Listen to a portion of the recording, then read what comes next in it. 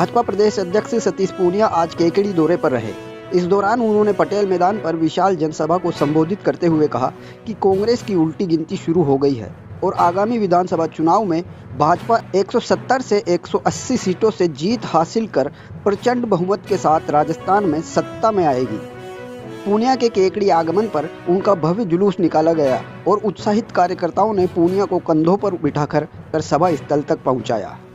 भाजपा प्रदेश अध्यक्ष सतीश पूनिया ने सभा को संबोधित करते हुए कहा कि केकड़ी विधानसभा क्षेत्र की जनता ने सरकार की हेकड़ी निकालने का मानस बना लिया है। पूनिया ने कहा कि केकड़ी की जनता ने बड़ी संख्या में यहां आकर यह साबित कर दिया है कि केकड़ी से कांग्रेस की विदाई तय है। पूनिया ने कहा कि सरकार के एक मंत्री कह रहे हैं कि अब की बार कांग्रेस के विधायक उतने ही जीतेंगे जितने फॉर्च्यूनर में बैठ सके।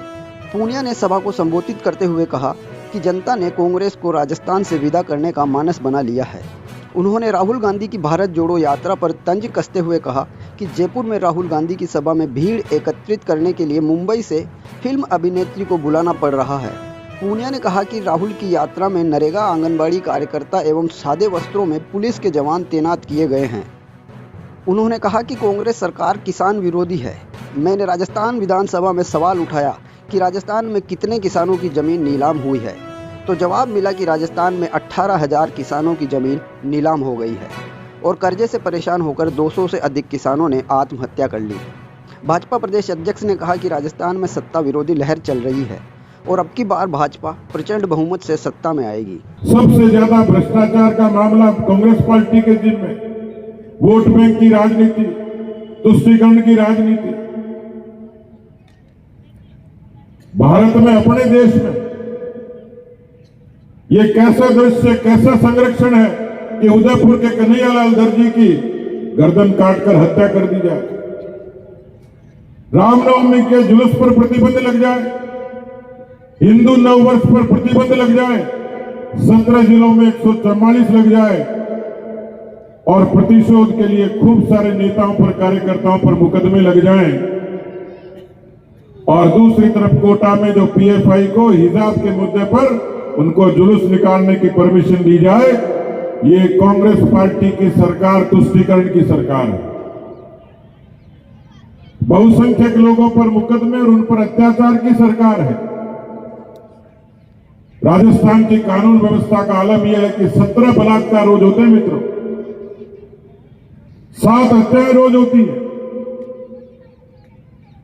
दलितों, पिछड़ों और वंचितों पर जिस तरीके से अत्याचार होते हैं उसकी दोषी कोई है तो कांग्रेस पार्टी है। इससे पहले भाजपा के पूर्व विधानसभा प्रत्याशी रहे राजेंद्र विनायका ने भी सभा को संबोधित करते हुए कहा कि राजस्थान में कांग्रेस ने भय, भूख और भ्रष्टाचार को बढ़ावा दिया है, इसलिए आगामी विधानसभा चुनाव में भाजपा को जिताकर नरेंद्र मोदी के हाथ मजबूत करें। और रात को बिजली पूरी नहीं मिलती, ट्रिपिंग होती है, काश्तकार सर्दी में भी काम करता है, इसको अपनी फसल का डर लगता है। काश्तकार 4-4 घंटे लाइन में खड़ा रहता है, उसको खाद नहीं मिलता, उसको अपनी फसल का डर लगता है। बच्चा जब स्कूल में पढ़ने जाता है, वहाँ पर अध्यापक नहीं मिलते, तो बच्चों को उनकी आगे की शिक्षा का डर लगता है। पूर्व नगरपालिका अध्यक्ष अनिल मित्तल ने केकड़ी नगरपालिका अध्यक्ष पर भ्रष्टाचार का आरोप लगाते हुए कहा कि नगरपालिका भ्रष्ट पालिका बन चुकी है। टेंडरों में जमकर फर्जीवाड़ा किया जा रहा है। सत्तासीन नेताओं द्वारा भाजपा कार्यकर्ताओं के खिलाफ झूठे मुकदमे दर्ज करवाए जा रहे हैं। वो नगरपालिका है, वो नगरपालिका नहीं भ्रष्ट पालिका बन चुकी है, क्योंकि कांग्रेस के चुने हुए 10 पार्षद पिछले 3 साल से इस कांग्रेस के अध्यक्ष और विधायक के खिलाफ मोर्चा खोलते बैठे। भाजपा नेता मिथिलेश गौतम ने कहा कि प्रधानमंत्री नरेंद्र मोदी ने देश का गौरव बढ़ाया है, वहीं राजस्थान में हो रहे अपराधों से पूरा राजस्थान शर्मसार है। इसलिए आगामी विधानसभा चुनाव में कांग्रेस का सूपड़ा साफ कर भाजपा को सत्ता में लेकर आए। 370 हटेगी तो खून रहेगा, राम मंदिर बनेगा तो देश के हर गांव में दंगे होंगे। कैसे राम मंदिर बन गया, कैसे 370 हट गई और एक सीटी भी नहीं मरी।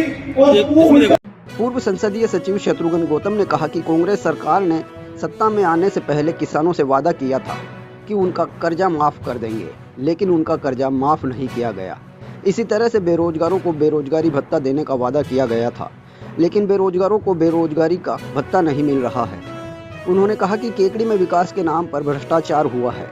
रिंग रोड के नाम पर 500 करोड़ रुपए का घोटाला किया है।